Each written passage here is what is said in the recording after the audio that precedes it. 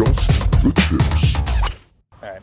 Hey, everybody, it's Adam and Mike with Just the Tips coming to you live here from beautiful Wiltwyck Country Club on a very special day. What's special? It's your birthday, dude. It's Saturday, the 24th. If you want, you can Venmo, email, Cash App Mike for his birthday. So, again, looking pretty good for 52 years old. Yeah, right. And like I said, I'm the young buck in this relationship. somebody said the other day you're doing pretty good for 60, and to me, and at 48, that doesn't feel too good. I know, dude. Yep. Yeah. But 42 today. Thanks, brother. Cheers. All right. So we got a lot to bring you guys up to speed on, but before we do, let's jump into our sponsors. Dude, Sundog's the GOAT. They're the best. So I was playing today, and like the first 5 holes, I just had the sunglasses on top of my head. Yeah, because it was morning, dewy, cold. I'm like, what am I doing? Yeah. I'm like, I dropped them down, dude. Start draining putts. You're like, So Sundog to Mike is like Sylvester Stallone to his hat in Over the Top, right? He's like, when I put it on backwards, it's like I flip a switch. It's like when I put on my Sundog, I start dropping bombs. True story, though. That's True it. story. Yep. You need a tractor trailer to drive, and that would. And just cut the sleeves off my polo shirts. That's a good look. Yeah. The ladies get to wear the sleeveless polos. Dude, what the heck? We don't have a collared tank top we can rock out here, right? So hey, really, Sundog, you guys are the best. We saw Coach Roach on the first tee this morning, rocking his Sundogs. Shout out to Coach Roach, super fan. Yeah, we'll get some content of that because he's got the head cover, man. Dude, did you order that yet? The head, no, I haven't. Yeah. But if you want to, for $29.99 with 15% off, which is code what, JTT 450, so it makes it $25.50. $25.40. But dude, even if you go get a hybrid head cover, it's not going to cost you $25. No, it would. It's going to cost you $80. Oh yeah, if you go to you go to your pro shop. Well, wait until I tell you where I was on Monday, and that'll be part of it. All right, because Do I even need to be here? I can't even stop talking about it. Do I even need to be here? It should be a Tuesday talk. But long story short is, I was at one of America's most unbelievable, fanciest, highbrow, ridiculous golf courses, and they're getting a couple $100 for a hybrid cover. Go to Sundog, order the $29 hybrid cover, which is also doubles as a sunglass cover. Yeah. Get yourself some Sundogs. Get 2 of them. Get 2 of them, right? One for your glasses, one for your hybrid. Do it up. Shout out to the Back 9 Cleaner, your waterless cleaning system. Again, these guys are the best. If you happen to be in the desert and you don't have water available, Back 9 Cleaner is where you're at. But bottom line is, those things smell so good. And I cleaned my clubs the other day without the Back 9 club cleaning system. Not as shiny, not as nice. Definitely not as shiny. Yep, not as smelly. And that's not, listen, not as guys, nice. we're not even doing, we don't partner with companies that we kind of bullshit about. No. Like, we're for real. We use the products. So heads up, Finn Scooters. Not a sponsor yet, but one black, one lime green. Just send them to us, and we'll talk about it every time. If you guys could do like a black and gray camo. That would be kind of cool. So if Shaft Wraps would make Finn Scooter wraps. Shaft Wraps. Do it up.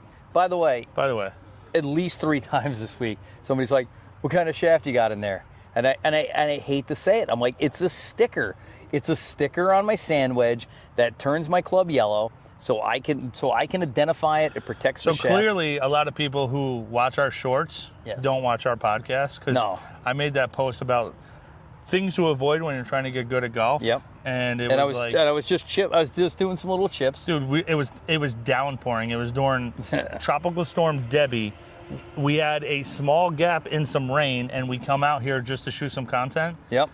You didn't even have shoes on. There was a handful of rain. I think I had flip-flops on. There was a handful of range balls.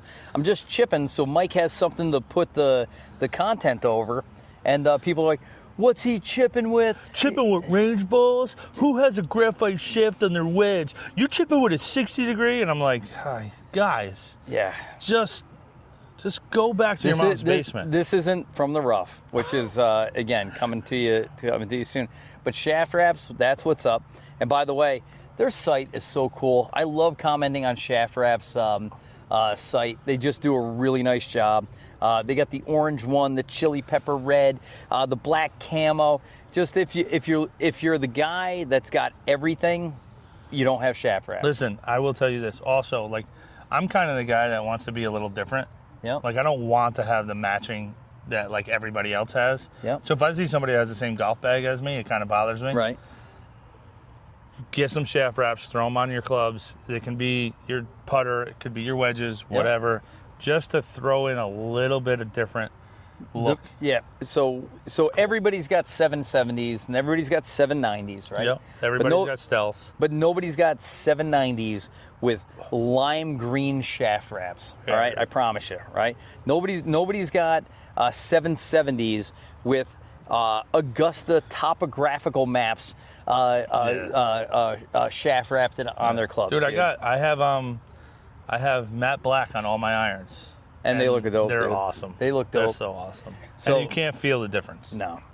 So again, shout out to Shaft Wraps, and again, we really do appreciate your partnership. Like I said, and that's about it for right now. So, podcast today. Hopefully, many of you across the nation, across the world. 38 already. 38. Jeez, man. So we're just gonna keep going, or are we gonna do a season 2? Season 2, episode 1, or are we just gonna keep going? I think we just keep going. I think so too. Like the Joe Rogan podcast is like on episode like 4,000. Yeah. Right. I'm like cool that'll with be it. us. I'm cool. Because I don't want to be like on Netflix like season 1 episode 8. Yeah. Right. Like we're just this is perpetual, right? So 38. Wow. Okay.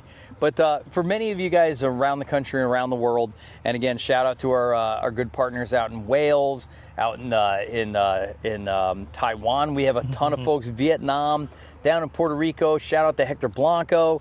But long story short, club championship time around much of the country, and we just our club championship here at Wiltwyck is 2 weeks. It's Saturday, Sunday. Right, and it's net or gross. It's men's or women. It's senior or junior, right? But you pick the flight you want to be in, and then you don't pick if you're in the top 16. I heard you were picked. Did you pick? I didn't pick. No.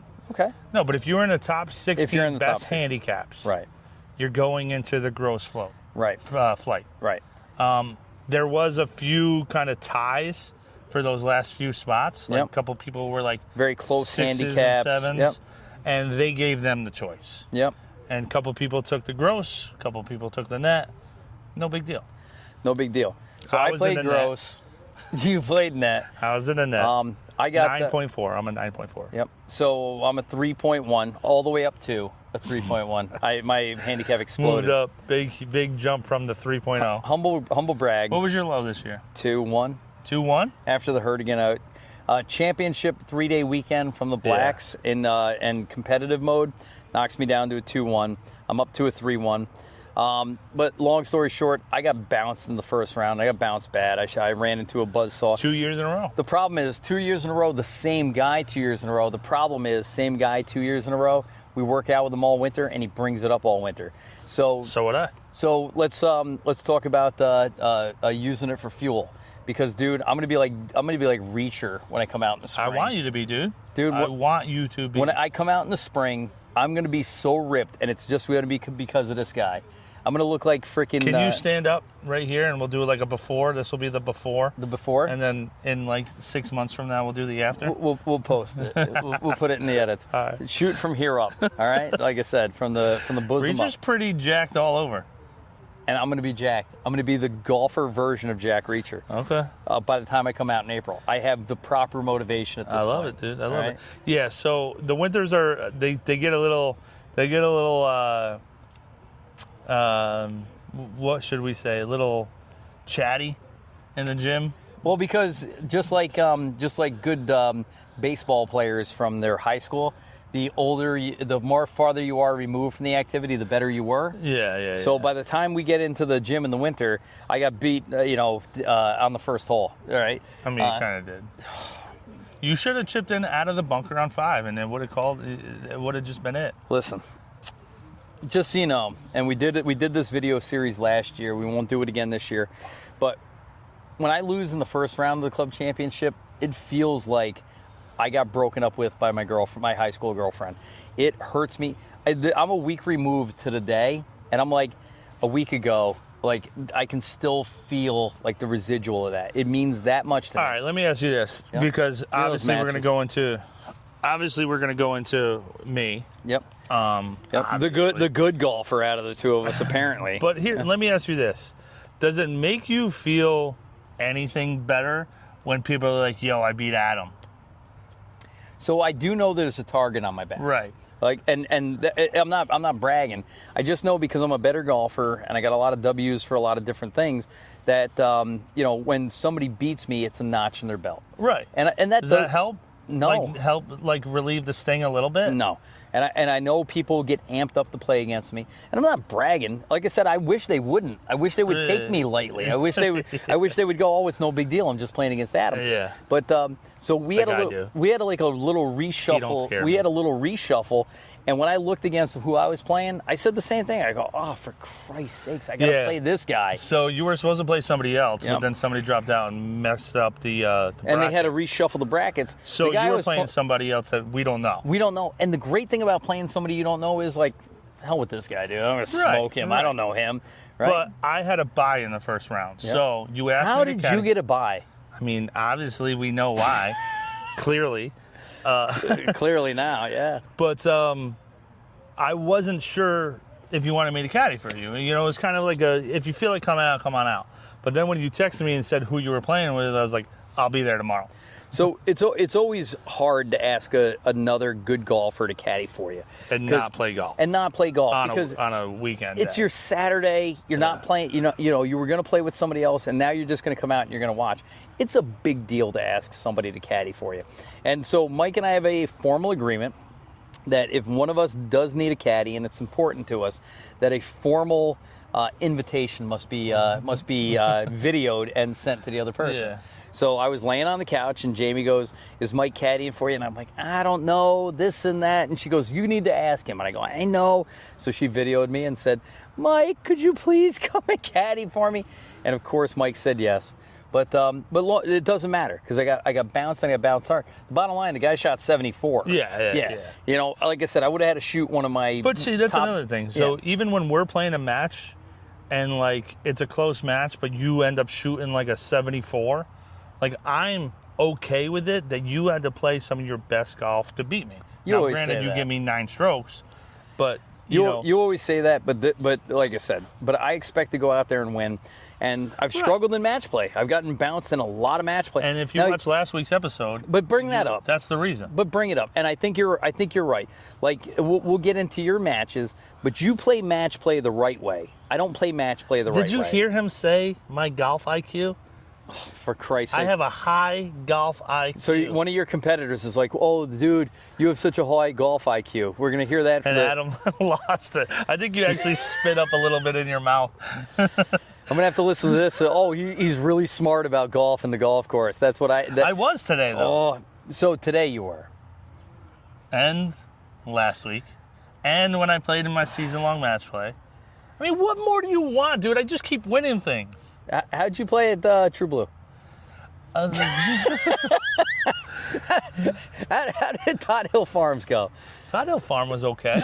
All right, I'm just wondering. Listen, and the only reason I bring that up is I truly am heartbroken and truly, truly, truly jealous of everybody that gets to advance in match play in the club championship. Just hating right now. No, but at least I can admit it. Here's the deal. All right, so I got bounced, so it's not about me. This podcast is all about you. No, it's not. Well, it is. You want to do Westchester like on a Tuesday talk? I'll let you.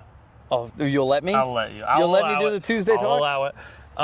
No, so here's the deal. So last week you had mentioned that you're playing a match play. Yep. Yet you're still playing to post a good score. And I honestly think that messes you up. I think you're right. Because, we talked about it last week when, like, Rory's playing, Jordan Spieth in a match, and Rory is in for birdie, and Jordan Spieth is chipping out of a rough for birdie. He needs to make that. Yeah. So he's hitting a different shot in match play as he would in stroke play. Yeah. Right? In stroke play, he's trying not to make a bogey.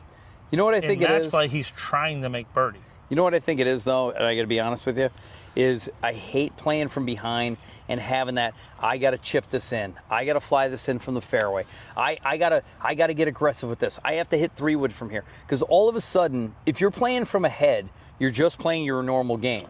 Well, that's the point of if you're playing trying to win a hole. If you're playing from behind, you're playing a golf that I don't like playing. You're playing offense. Or you're playing an aggressive offense. You're like pressing. I have clubs in my hand that I don't like to have. I got strategies that I don't like playing. But it's a different game.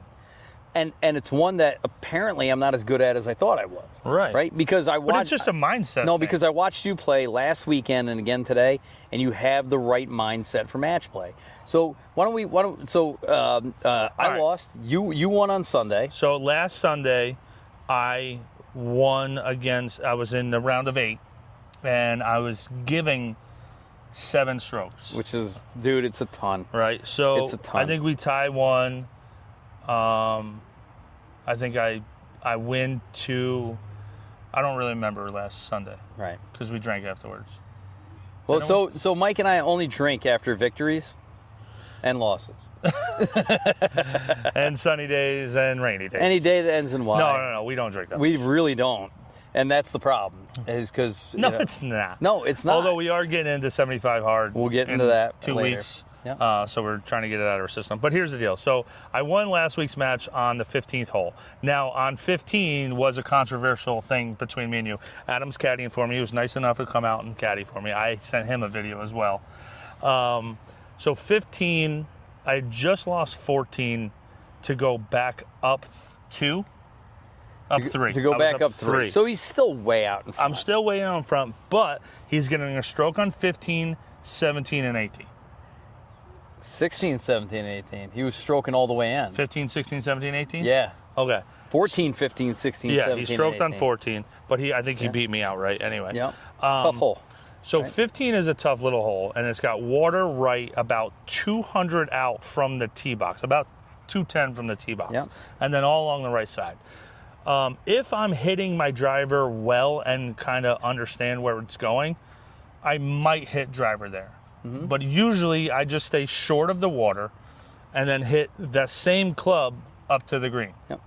The problem is 2 things. One is the pin was back, right? Which on the back is really hard to get to. It's a lot tougher hole back there. Because if you hit to the middle of the green, it's going to spin down to the front. It's going to come down to the back.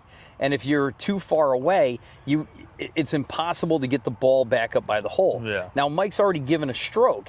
Yeah, so he's stroking on this hole. So in my head, Mike needs a 4 to win, a 5 to tie. Right. Because I don't think this guy's going to, I don't think he's going to make a... So he goes first and hits a little squirty drive to the right. Right.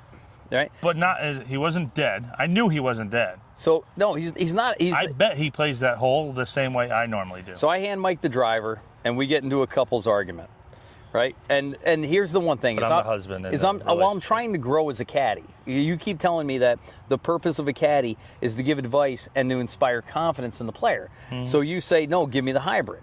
And I'm like, no, hit the driver. The next shot he hits is essentially his drive. Yeah. So when he punches it up to the 100-yard marker, it's like he hit his drive to the 100-yard marker. It's a tough pin. He just won the last hole. He's getting a stroke on every single hole. You need to be aggressive here. Hit the driver. And I will say this. Any other golfer that can, and if my driver was working that day, you are 1,000% correct. Can we?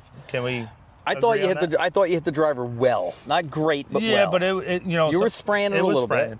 So the problem is if I hit driver and it goes in the water, he automatically wins that hole. You basically are giving 100%, right? Yep. So I said, let me hit hybrid. He's like, and I'm not going to say it was an argument because it was a discussion. No, but I was firmer on that than I was on any other decision on the day. You definitely were. But I was firmer also. And I backed off. And you said, all right, this conversation's gone on too long, just hit the hybrid. I hit the hybrid down to where his drive was. Yep. He punches up probably 60 yards short of the green. Yep. I hit a really good 4-iron and got a really good bounce above the bunker. Yep. I was short of the green, but above the bunker. He hits on, rolls back. he has a 40-footer for par. Yeah. That he needs to nestle up close to tap in for 5. Which is tough. Yeah. You know, he's got to play good golf in. Mm-hmm. And I was like, I had a rough lie that I just needed to get back there and tap in for 5. Yeah. Like on and 4, putt for 5. And I chipped it tight and tapped. Actually, no. On and 3. Yep. And tap in for 4. I chipped on. It was a great chip. It was a great chip. We talked about the chip, and I thought you went closer. Yeah. You didn't. I didn't think you gave it enough break, but you played it exactly right. It was a. It was here's a gimme my putt. thing with that. You make 4, you win the hole. And won the match. So here's my thing with if I don't make a mistake and I play for 5, he has to play good golf in to beat me. Right. If I make a mistake, he can make a mistake and still beat me. Right. You know what I mean? But when you hit a hybrid there, I'm thinking you're playing for bogey. And if you make bogey and he makes bogey, you lose. Yeah, but you have to play good golf to do that.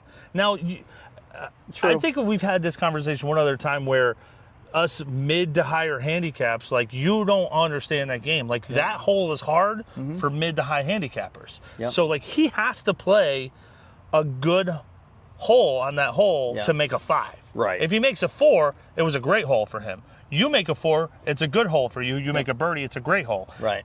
Just subtract one of those for us, and that's golf for us. So if he made a 5 for 4, he's like, hey, man, good hole. I just played that hole well for me. You know what I mean? So, I get it. Listen, you were right. Once again, it's your birthday. You were right. No. I just didn't want to give him the hole to where he could have also made a mistake but still beat me. Right. I want him to make a mistake-free hole to beat me. Yep. Right? Fast forward to today. So we advance a week. So we have 5 days off, right? And I'll be honest with you.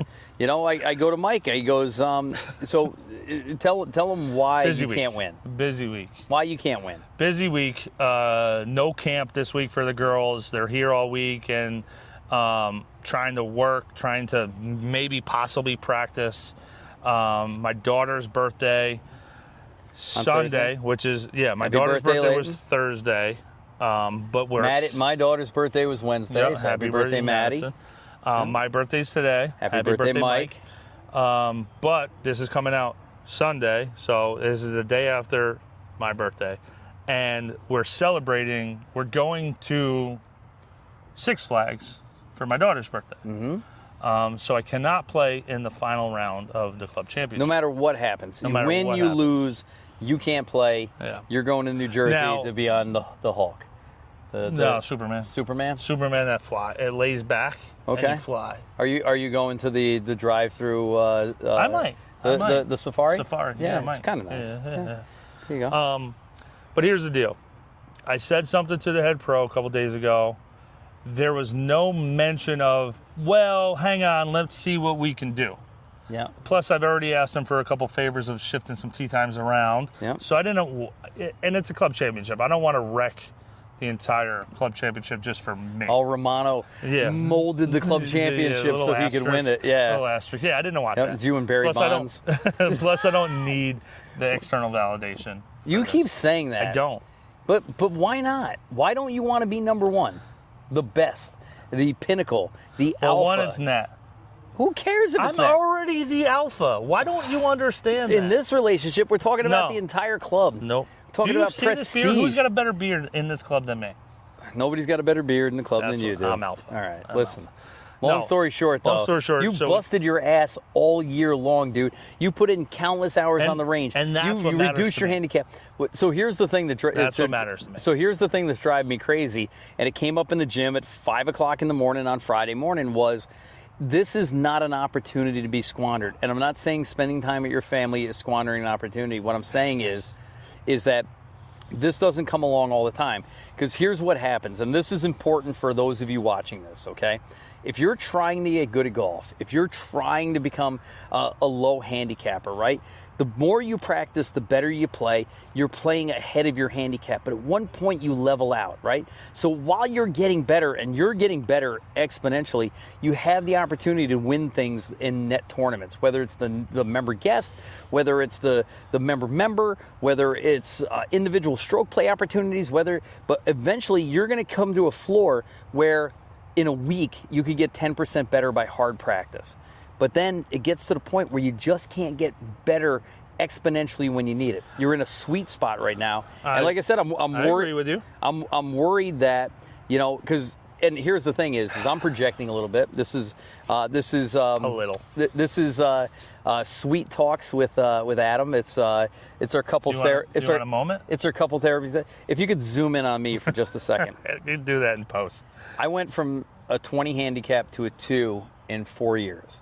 And I played ahead of that handicap the whole time. And every time I was playing ahead of the handicap, I was winning. I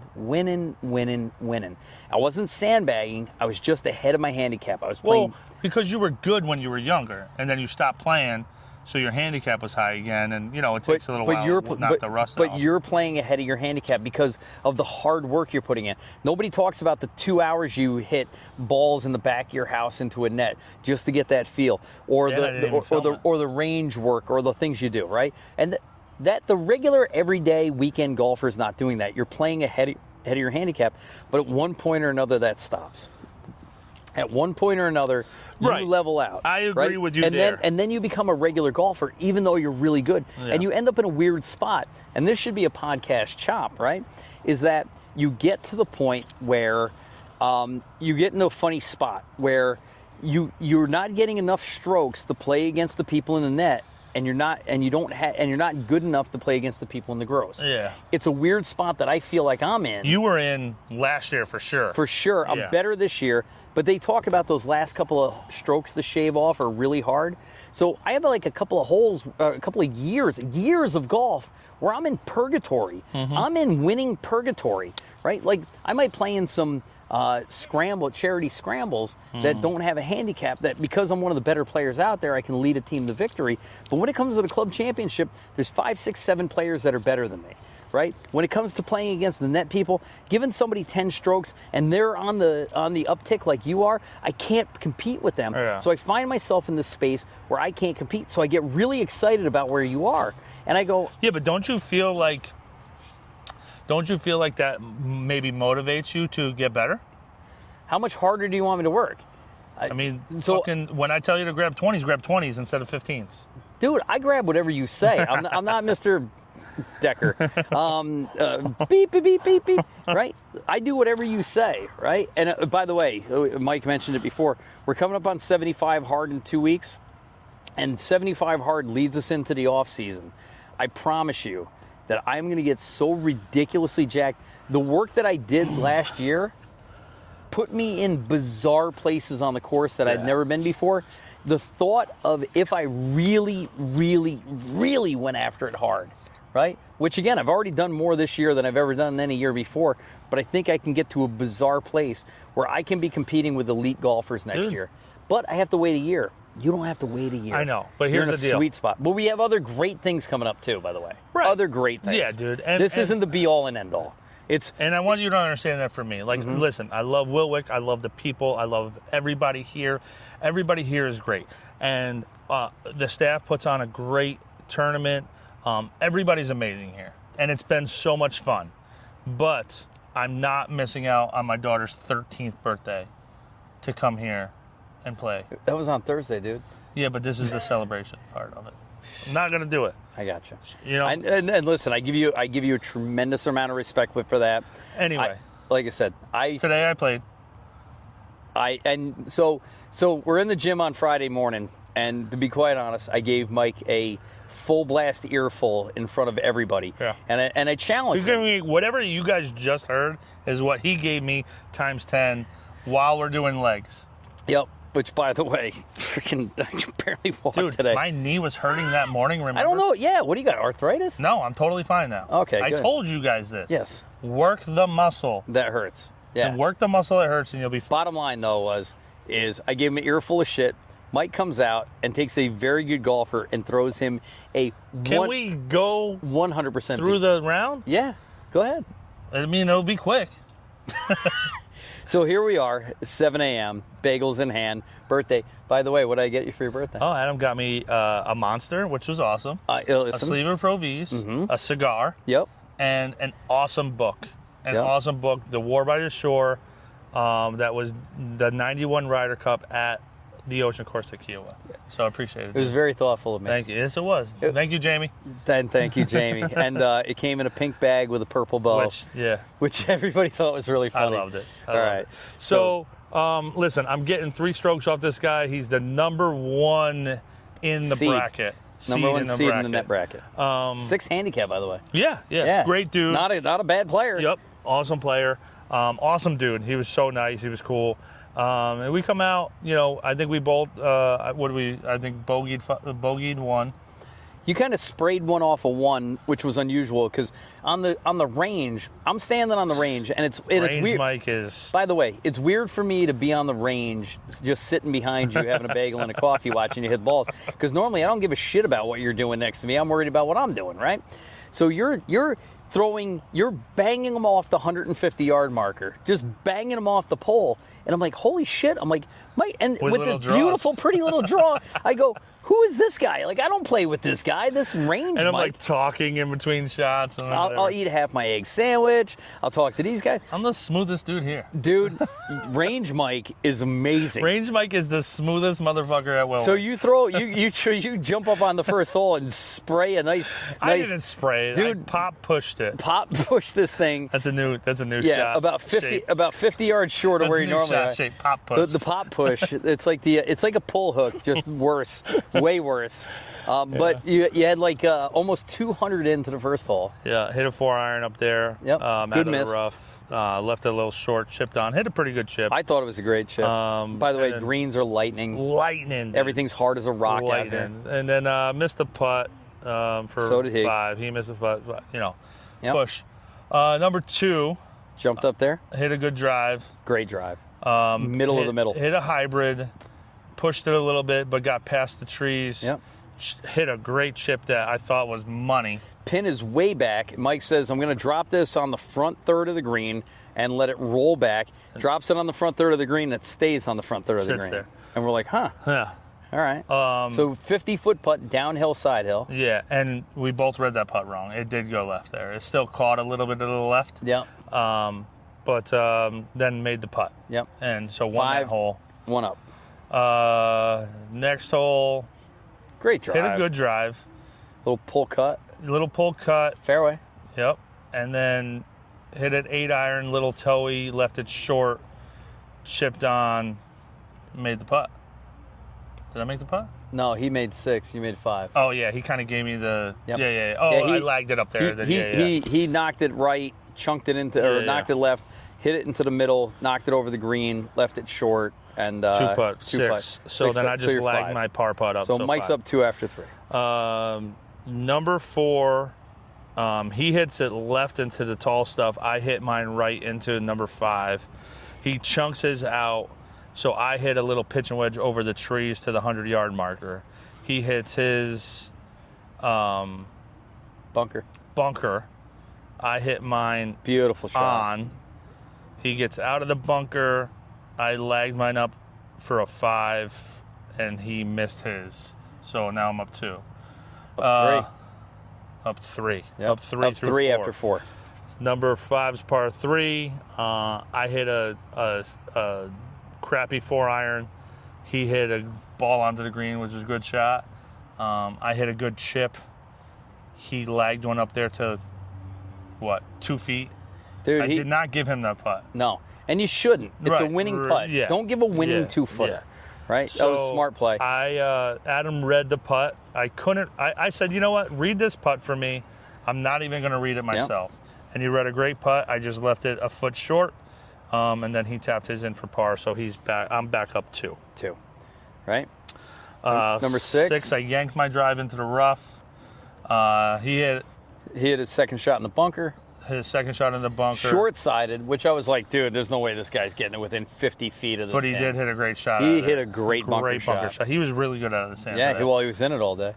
And then I hit a good chip. I had tried to bump a pitching wedge on there, and it just kicked right and like ran alongside the fringe. It just, instead of kicking straight onto the green and rolling back down towards the cup, it hit and it kicked into the fringe, and then kicked into the fringe again, and then kicked into the fringe a third time. Oh, yeah. I couldn't believe it stayed in the fringe. So then I putted off of there, thought I hit a good putt on it, and just kind of stayed out. He ended up 3-putting from where he is, and I made the putt. Yep. So no blood. No, I think I won that hole. Did you? 1. You both had 5. 2, 3, 4, 5. He had a 5. He made 5? 2 in, 3 out, 2 putt, 5. Okay, all right. So we no blood. So you're up 2. 7. So last week on number 7, something interesting happened. They were ahead of us. So the guy Mike's playing this week was in the group ahead of us playing his club championship match. We're playing in the club championship match. Mike smokes one to the right down 7, which all the way by the 9th tee. Decides to hit it up number 8, like over the green, which is a common play. It's not unusual. But the problem is from his where his second shot came the rest, his third shot into the par 5, he can't see the green. Now, normally what you do is you wait for the group to come off the green to go off the 8 green tee box. Yeah. And then you know they're off the green and you hit it up over the tree. Kind of hit it over their heads a little bit. So we're there for like 10 minutes and nobody comes to 8 tee box. So we had a cart. It was raining out. Mike goes to me. He goes, hey, take the cart up there and go take a look and see if these guys are off the green. So I drive up there and I look, and there's nobody on the green. There's nobody on the tee box. And I go, did they go to the bathroom? Did they get lost? Like, I didn't know these guys. I said, maybe they're not familiar with the course for some reason. Maybe they played 15. Maybe they quit. You know, maybe the one guy, I look back, there's 7 carts in the middle of the fairway at the 200-yard marker. 7 carts. I thought there was a medical emergency. The long story short is one of the guys hit the wrong ball, right? And then he let him go back and replay it. So in match play, just so you know, if you hit the wrong ball, it's automatic loss of hole. But this is a Sunday tip. But your partner or your playing opponent can say, no, that's okay, and can forgive it. Now, why you would, I have no idea, but I'm a terrible human being, so, you know. So I told him. Yeah. Yeah, so he forgave the shot. They went back. So they had to go from the green back to the spot where it went in. Like 250 play it out. back. The group behind, our group is now on the fairway. There was 4 groups on this hole. The group behind them's in the fairway. The Ranger's on the fairway. Yeah. The Pro is on the fairway.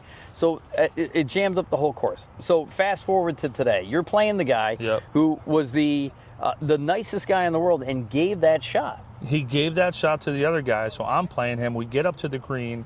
I'm putting 5 for 4. He's chipping for 5 off the back of the green. 5 for 5. He had to make that, and I had to miss. Yeah. He looks down at his ball. He hit a wayward tee shot. Mm-hmm. We found it. We saw it said black 4 on it, but all we could see was the 4. Black 4. And he gets up to the green, and he looks down, and it's an 84. So he just scoops it up. He's like, your hole. He's like, I played the wrong ball. I'm like, wait, what? He's like, yeah, it's an 84, and there's a blue dot on it. So 2 things here. Number 1 is, who the hell plays an 84? All right, yeah, he must have graduated in 84. That should go up on the wall somewhere. But also, remember, guys, you're allowed, I see this all the time, and it drives me crazy. You're allowed to pick up the ball from where it lies, identify completely that it's your ball, replace it as similar as possible to where it is, and play the shot. And I know sometimes you're in a hazard, you're in a bunker, you're laying in the mud next to the water. You're allowed to pick up the ball to make sure it's yours. And if you look and you're like, oh, I see a 4, but maybe there's another number next to it, or maybe there's not. It doesn't matter. Pick it up, take a look at it. It gives you a slight advantage too. But the bigger thing is that you'll guarantee that you're not playing the wrong ball. Right? So anyway, I said, what are you doing, dude? I said, what are you doing? He goes, no, the wrong ball. And I'm like, dude, go back. He was like, nah. He's like, you were putting 5 for 4. He's like, it's fine. You won that hole. So, up 3. Par 3, number 8. Such a fun call. Such a fun hit a hole. great tee shot, pin high, maybe 20 feet to the right. Mm-hmm. He hits a shot into the bunker. So we're walking up, talking. He's got a cart, so he drives up. Hops in the bunker, chunks one. Before we even get there, Yeah. he's still in the bunker hitting 3. Chunking one, hitting his third and Mike hit shot. such a blistering great shot. He's right next to the pin. Little 10-foot slider downhill. In my mind, once he chunked that ball, I'm like, your hole? I said my hole. Your hole. And I'm like, we're up 4. He gets out of the bunker. He chips out of the bunker and chips in Yeah. for par. Yep. And I rooted, I was cheering for him. I said, dude, get in, get in. I'm like, great bunker shot, dude. Goes in. And now I'm putting birdie that, I need to make this to win. Adam gives it a good read. We kind of agree on the spot. Good speed. Drained it. Birdie. Center of the cup. As it should be. So Yeah. the question I have for you, and we didn't talk about this, is do you think because on 7 you gave him the opportunity to go back and re-hit, which he didn't take, which is awesome of you. I wouldn't have given it. That he nails it in the cup and then you make the birdie. Do you think there's a little like reciprocity, a little karma there? I strongly believe in golf karma. Yeah. The golf gods and the golf karma, I strongly believe in it. So fix your ball marks. PSA, fix your ball marks.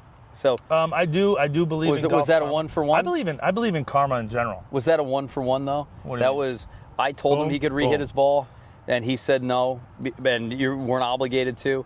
And then he chipped in because he got some good luck, and then you made the putt, and that putt was the good karma. Yeah, you know what? And in all honesty, dude, I think we had a great time out there. I think he's a good dude. I think he's a great dude. I think we kind of, the 3 of us had a great day out there. I think it was fun, and I think when there's good vibes, dude, I think good golf happens, man. All right. I mean, he didn't play. He obviously didn't play his best golf. He had a tough day, but still. But still, I think I think it was a good day. Yep. So up 4 going into number 9. I'm going, dude, Number 9, and stroke you're getting hole. a stroke. Stroke hole. Hard hole. We've talked man. about it ad nauseum. That 4 is, that 9 is ridiculous. Yeah. But he finally crushes a real drive where we can see the kind of golfer and the kind of power that he actually has. Yeah, he smoked the drives. Yeah. And then you had a great drive. Does he have a ping? Is that a ping? Did you see it? It sounds like 430. a ping. And when you hit a ping driver the right way, it makes this little fungo sound. Yeah. And he hit it. That was the first time he hit it like a rocket. And in the back of my head, I'm going, please, Mike, don't take this guy lightly. He's a stick, dude. Yeah. He had a bad couple of holes. Doesn't mean he's a bad golfer. And I've had people come back on me from 5 down. Yep. And this guy's only 4 down. Yep. So I hit a good drive. I wanted to play the ball to the left edge, like the left rough. Front pin, I wanted to play front edge, left rough. So hard. And I hit a chunky 7-iron, dude. Yeah, wasn't great. It was not great at all. But I've hit that same shot a bunch of times this year. I do the same thing. Just try. They always say, like, if the layup is the easiest shot in golf, and then when you mishit it, you're like, I guarantee you, suck. if I hit like a 9-iron there to leave it like 30 yards short, I would have pured it. But it was a 7-iron to get there. So I chunk a 7-iron up there. He hits a really good shot to the same spot I was trying to get to. Yeah. He's there in 2. Now I'm like 60 yards out. Kind of got to flirt with that water a little bit. Like the water is in line. The flag is in line with going over the water. Yeah. So if I want to bail, I got to stay. If I want to knock over the water, I got to stay left of the pin, which was the plan. Yep. I hit a pitching wedge right at the flag. Right at it. And my initial reaction was, Mike just hit it in the water. Yeah. And then my second reaction was, oh no, he flew the green. No. Yeah. I landed pin high and rolled 30, 90 40, feet. 50, 80, 90 feet. 90 feet past the hole. So if the pin was front right, you were back righter. And I'm like, okay. So now you're playing a partner. But I'm there in 3. But he's not in a good spot. He's in a good spot. He's not in a bad spot for regular golf. He's 20 feet above the hole, on the fringe, but he's putting straight down the hill. But beyond the hole, about 5 or 6 feet, it dives down into a lower area, and beyond that, it rolls down a fringe, and then it rolls into the rough, and then it rolls into the water. Yeah. Now, last year we saw in the Gross Club Championship on Sunday, the 36-hole match, we saw one of the best players in the course on the same exact putt put it into the pond from there. The greens are running 13s out here. They're hard as a rock. So I didn't know all that information, but I did know that he's going to have to hit a really good putt here to tap it in. Can I tell you a secret? Sure, dude. Tell them a secret. All right. I'm going to tell you, right? So I'm not in the gamesmanship. I'm really not. But when you hit your putt up to 6 feet, what did I say? Do you remember? Yeah. You said, like, dude, you did everything you could not to hit that in the water. And I did that on purpose. That was my gamesmanship. Because I said, this guy's got to be looking that if I smoke this putt, now Mike's in decent shape, not great shape, but 6 decent feet. shape. And you're putting well. You could make that easily. He's got to assume you're going to make that. He has to be a little more aggressive than he wants to be. And then the next thing you know, like I said, what's he do? And then he proceeds to putt downhill, past the hole, trickles past, goes down the hill into the rough, stays out of the water, chips his next shot to the same spot he trickled from, and rolls back into the water. Chips the next one on to maybe 6 feet, and gives me the putt. Up 5. Up 5, going into 10. Stroking on 10. Stroking on 10. Great drive. I hit a really good drive left rough. He hit a really good drive. And he's pumping the ball now. Yeah. And I'm worried that there's going to be a comeback. He hit another good drive. So I'm about 184 out downwind. So I hit a 5-iron, and I catch it really good. Hits the green, but goes off the back. OB back. Dude, I'm sitting there. I'm going, you're out. It did hit the hill. He hits a good shot onto the green, but I'm stroking. So I get back there, have my 54 degree in the hand, and I'm picking my spot to land. I'm deciding that I want to like kind of bump it so it runs a little bit. I hit it right at my spot, run it up there till about 4 feet pin high. He misses his putt, taps in for par. I drain my putt for par. Up and down for a 4 for 3. So now I'm up 6. Yep. 6 after 10 holes, dude. So number 11, dude, he's done. He's done. Number 11, but I don't think like that. No, but he does. And he was even starting to say, put me out of my misery. I'm done. This is the fastest I've been bounced. Blah blah blah. So number 11. I just hit like a little smooth 8-iron onto the middle of the green, but pins back. By the way, I started getting some confidence at this point. I started calling shots, clubs. It's 157, but you're going to hit it in the middle, hit it like 140. He yanked his shot off the green, chips on, and we're probably about equal distance away. He's putting for par, I'm putting for And birdie. you even told him, like, hey, dude, like, take your time. I'll go first if you want. Yeah. He knocks it down to 3 feet. And then we're reading the putt, and I'm just trying to lag this up there. So you drained it. Oh, dude. How far was that putt? It's 40 feet. 40 feet. So you go, you're on the front of the putt. I'm on behind the putt, and you go, hey, I'm reading this as left to right, and this is something that I thought was really important. You go, you got the same thing. I go, come back here and look at it, because I didn't have the same thing. I had it going right to left. I had it going right to left, and I said, what do you see from back here? And you go, oh, it's a little thinner than I saw. Now, I don't see it as thinner. I see it as going the other way. I see it going right. But at least in my head, I'm going, he only needs a par. Yeah. So at least he's bringing it in. Dude, it was just such a great putt. Yeah. And so I was reading it like there was a leaf up there, and I was like, all right, let me get this at the leaf, which is a left to right putt. You were reading it right to left. Mm-hmm. I pushed it, and it actually ended up coming back right to left, and it went in. Yep. So good read. Birdie. So birdied two of the 3 par 3s. So up 7 after 11. 7 with 7 to play. So 12. Hit a good drive, but yanked it. Safety play? Yep, safety I don't play. mind that at all. He hit a really good drive. He piped had one, to. But he was like in the right rough. I hit a 6-iron up to 100. I had 107. Yep. 107 pin up front, though. Yep. And he hit like a hybrid or something out of the rough. He's probably 60. Mm-hmm. I topped a pitching wedge after waiting 32 minutes to hit my shot. Oh, dude. And again, it's club championship weekend, but it's still... But you always said, when you wait that long, take a few practice swings. And I'm not a big practice swing guy because I have Oh, they're playing. They're going now. That's okay. I'll join up on them. Okay. I have a longer pre-shot routine, so throwing in a couple practice swings just makes it longer, so I don't do that.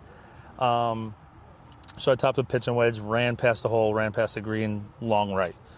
He's on, what is he, maybe 12 feet, 15 feet for putting for birdie. He had a really good shot, and I go, wow. I said, and not for nothing, but you know, sometimes when you play somebody, they're conceding the match at this point. This guy's like, please put me out of my misery. So I'm back but there. he's playing strong. No, he's playing strong. But he's putting for birdie, and you're off the back of the green, right? No strokes. So chances are, if he makes the birdie and you don't get up and down, we're gonna extend this match by 1. You're in the camera. You're gonna hop in, dude. He'll be over there. He'll join you. Say hi. Yep. So I get up and I read this chip, and I'm really liking the way this looks, dude. But it's not an easy chip. You want to wave those guys on? Yep. Yeah. What's his name? It's Mark. Hey, Mark, I'll catch up with you guys. I'll be there in a minute. Go ahead. See, this is why he's got a target on his back, because everybody wants to play with him, so they can beat him. These guys aren't beating me. It's not even going to be close. So they couldn't beat me best ball. I read this. So let's back up. Let's reset this, because chances are you'll edit all this out, because this is like nonsense. No, I'm keeping it. So you're editing this one. I told you, right? So bottom line is, you skinny the shot from 107, just catch the blade, and run it off the back right of the green. He's 10, 12 feet for birdie, but he's a good putter. I'm expecting him to make this putt. You're in the rough, but you have to go downhill over a hump, and it could run off the front of the green. You could leave it short. It could stay on the hill. All he's got to do is, you need to not get up and down, and he needs the 2-putt, and we're going to extend this match. Yeah. And so here's where it comes into play, where, like, what I was talking about Rory and Jordan. I'm like, I need to get up and down. Yeah. Or possibly make this. Yep. If I don't get up and down, he's winning this hole, and we're going to 13. Yeah. And 13, I can get away with. 14 gets a little squirrely for me, and 15 gets squirrely. And again, you're getting no strokes the rest of the way. Right. And he's a 6. Yep. So we know he can make a lot of pars in a row. So I'm like, all right, hit a good chip here, man. So I walk up, kind of read the putt. I pick a spot that I want to land it. And I wanted to land it low so it rolls. Like, land that spot and then putt. Let the putt do the thing. Yeah. And I landed it exactly where I wanted to, how I wanted to. Dude, I walked up and walked this thing in, and it ran over the edge. It caught the lip to like 2 feet. And oh man. And the fact that he didn't give it to you for the win, I respect. Oh, yeah. He should have just gave it, especially the mindset he was in. Well, he said, he's down 7. He was like, you should have just made that, put me out of my misery. Yeah. But now he has to putt, and he's putting for birdie. A 10, 12-footer for birdie, and he has to make it to extend the match. And he missed, and then I'm standing over a 2-footer for the match, and I drained it to go up. No, that was 7 and 6. 7 and 6. 7 and 6. Yep. So it was a great good match. par. It was fun. So, but I said, hey, listen, are you sticking around? He said, yeah, I'm going to grab some food. I said, I might have a surprise for you. Came back in, talked to the officials. Yeah. I said, I can't play tomorrow, but I don't want to forfeit the championship match. So I'm going to forfeit this match. I'm going to, DQ myself or whatever I need to do for him to win so that he can play in the championship against whoever was going to win the other match. Right. Which was an upset, by the way. Yeah, it was an upset. Yep. Well, it was a comeback. A comeback. I don't want to say it was upset. I'd say both of those guys had a really good chance of winning that. Yep. But again, that's the nice thing about net is there's no favor. There's no favor. You know what I mean? Yep. So, but listen, dude, you played so well today. You struck the ball well. You made the shots that you had to make. You stayed in it. You kept pressure on your opponent. And again, closing somebody out on 12 is just a great job. It's really truly is. Move, don't you think? I think it's an alpha move. It's an alpha move. I think you showed him how the beard works. Yeah. The beard of wisdom and power. Of power. Yeah. Exactly. Yeah. No, dude, super proud of you. And again, and that's what you get for talking shit in the gym yesterday morning, bro. That's what you get. I just think. No. I just got it all wrong. Dude. I know. Because guess what? Now, I withdraw from this. We go to Six Flags tomorrow or today when you're watching this video. And when my daughter's 25 years old, I can throw this back in her face. No, you know what? Listen, I'm going to Six Flags. I'm going to ride some roller coasters. I'm going to eat some ice cream. There you go. Yeah. All right. And like you said, I'm going to have a giraffe like my window. You had a great win today. You're going to have an awesome time with your family. You're going to have a very, very, very happy birthday, and dude. whoever wins that match between the other two guys, I'm just going to play a match with them, on a later date, little side money, no big deal. I got you. For my own personal shit. I don't need the external validation. I only need that from you and my mom. I love your mom, by the way. Shout out to Mama Romana. Love you, Ma. Love you, Dad. But listen, dude, for real though, great playing over the 2 weekends. Super proud of you. Like I said, I think if you did play tomorrow, they'd have their hands full and a lot more. I think you'd be the odds-on favorite to win. Yeah. The big thing though is again, like I said, there's a lot more golf to be played this year.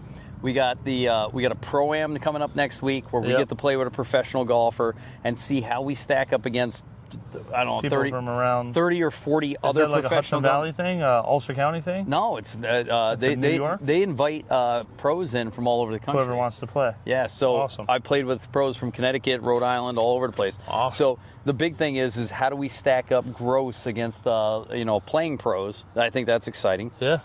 We got a Ryder Cup match at the end of the month. We got the which Jones. Is bananas. We got the member, the Jones, which is going to be unbelievable. I wonder who my partner is going to be. I thought we agreed it's going to be us. You didn't ask. Ed just showed up. Is always hunting around for a partner. All right, I bet Mark would like a new partner. But we should play in the member. We don't play in a lot of tournaments together, so this will be a good one. And at the end of October, you got Jack's Par 3 tournament and the WGA Mid-Am, which again I might need a caddy. You weren't asked to play, but yeah, I love how I was just like he was like talking through me to you. I'm like, I'm standing right here. No, but I may need a caddy to play in a big time New York scratch event. So we got a lot of golf left on the year. We got Thanksgiving tournaments coming up. We have our February golf trip coming up. Yeah. I hate to talk about it. Stop talking about winter right now, bro. Dude, I know. It's 85. I'm getting sunburnt right now. Lovely. Let's enjoy it. Dude, happy birthday. All right, man. All right. Thank you. I'm Adam. I'm Mike. Just the tips.